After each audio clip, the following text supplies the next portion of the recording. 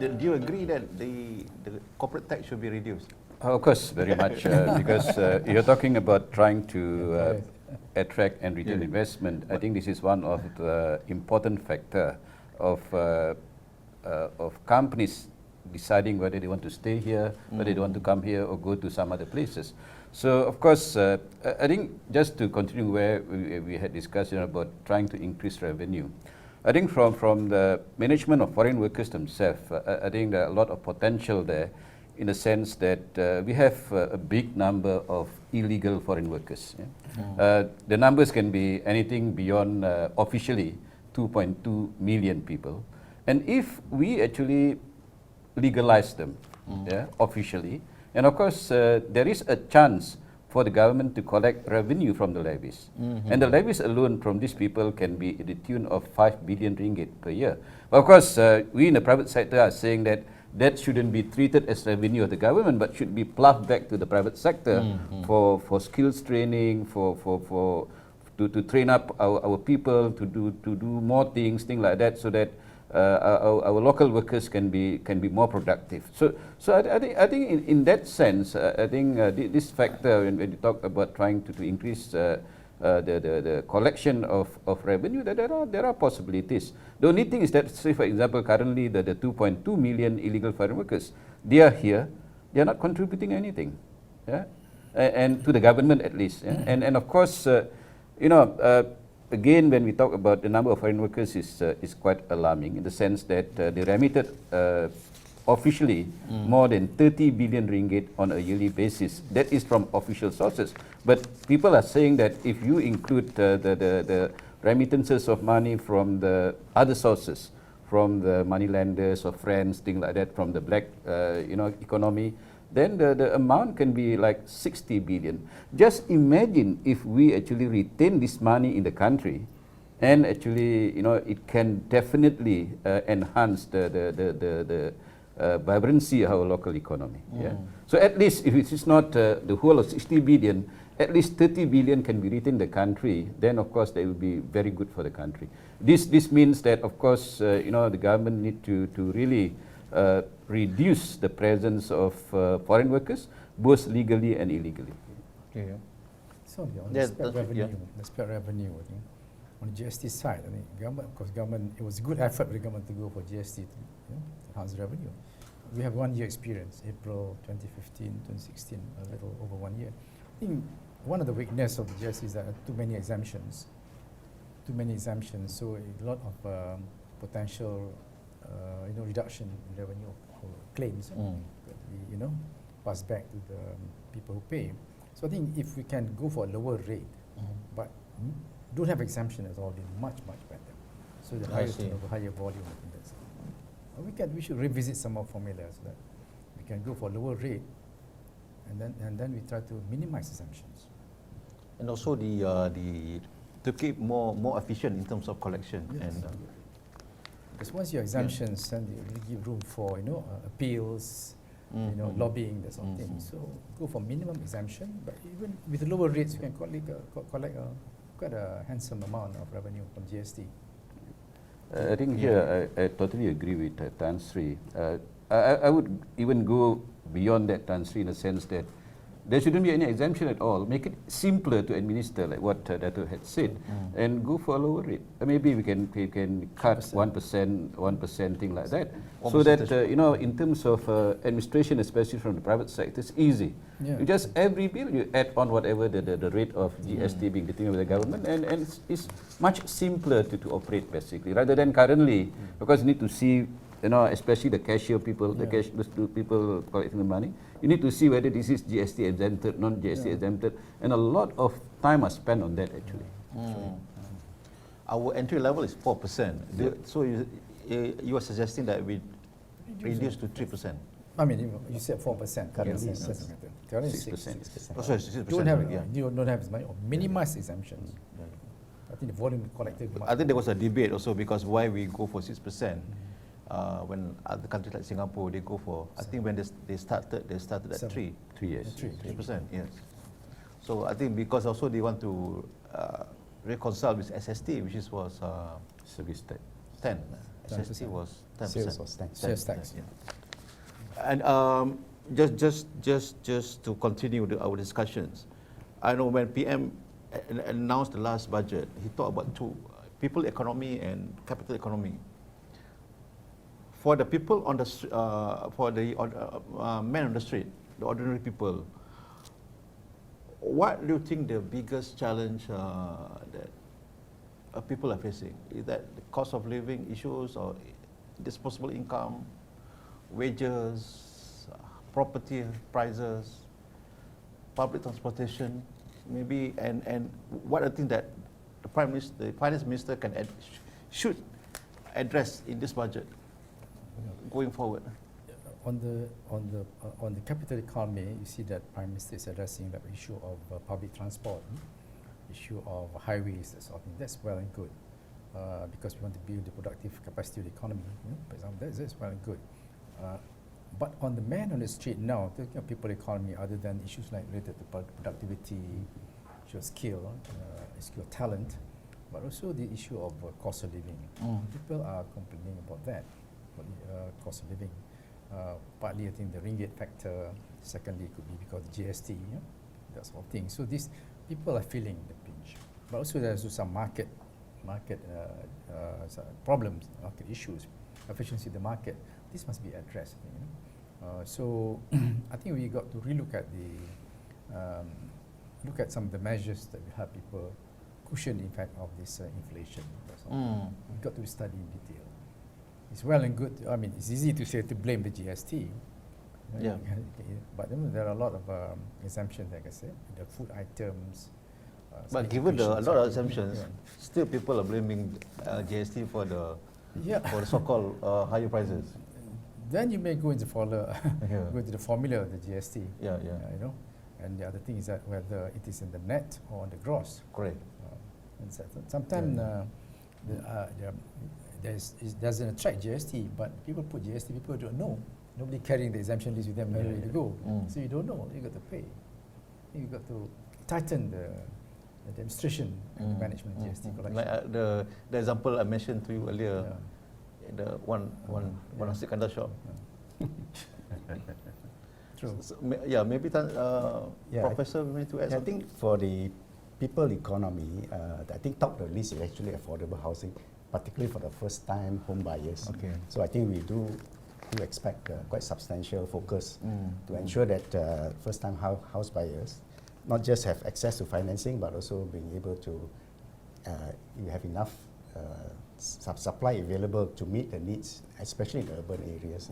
And of course, the key here is to not just to build low-cost or medium-cost affordable housing, but to ensure that we have the necessary infrastructure, especially in terms of transport and transportation and other living facilities that that will make it a more livable environment particularly for the homes that are further away from the city centre where the work is. So I think the key challenge here is to ensure that affordable housing do meet the demands of the young people. At the same time, we are able to create the kind of environment that have enough jobs for them to live in those areas and continue to enjoy a rising income. So I think besides that, the depressed wages is also another area that we are looking at in terms of affecting why people are still complaining, despite the fact that our GNI per capita has been rising on an average of 2 to 3%. That is over and above the inflation rate. But still people are feeling the effects of rising cost of living, and this is where the B40 strategies come into play. So I think taking care of the B40 will be a major focus of this people economy, and at the same time we need the capital economy, particularly to focus on productivity and the skills training and upgrading of knowledge, and that enable them not just to have better jobs, but also importantly income generating opportunities. And this is where perhaps the Employers Association can have better ideas as to where the government can focus the limited resources that it has to ensure that the spillovers of growth is actually spreads towards a lower income strata. Maybe I just want to ask you, I think you mentioned earlier about, you cited the figure of how many layoffs Yeah. so far this year. Yeah.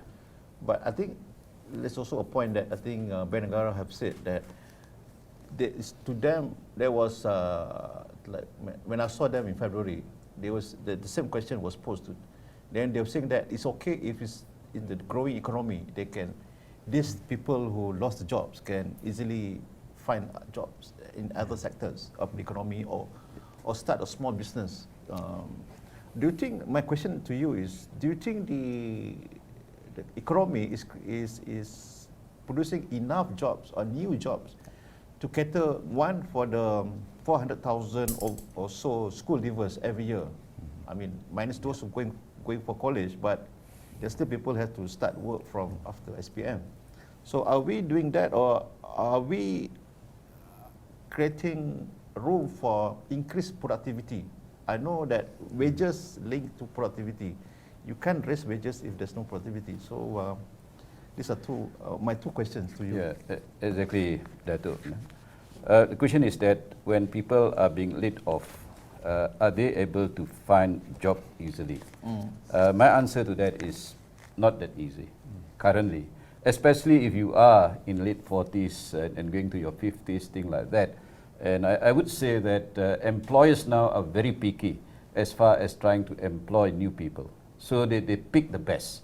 So these people have a lot of challenges in trying to get or enter into a new field of work.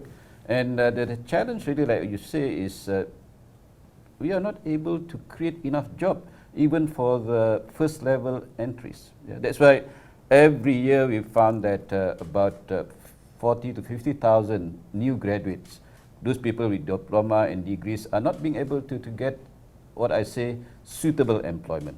And this had been happening in the last 5 to 6 years. And the number of really the unemployed people now is slightly more than 500,000, 500,000.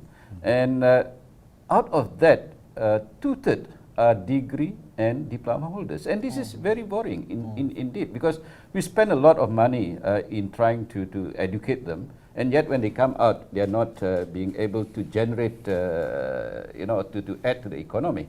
And I think this is something that perhaps need to be looked at. I'm thinking from the employment side, from the private sector employers. I think there is a need in the 2017 budget to actually incentivize employers to keep their employees. And how this can be done?